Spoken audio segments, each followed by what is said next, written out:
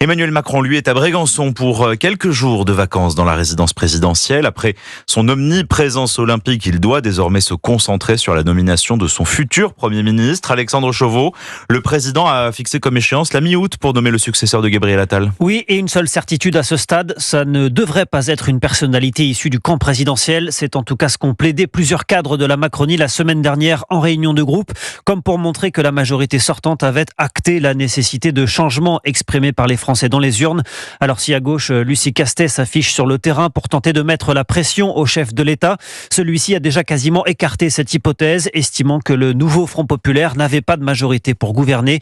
Emmanuel Macron, qui a mis la vie politique sur pause depuis le début de ces JO, il continuera à les suivre depuis Brégançon, sans s'interdire de possibles allers-retours à Paris pour assister à une ou deux épreuves.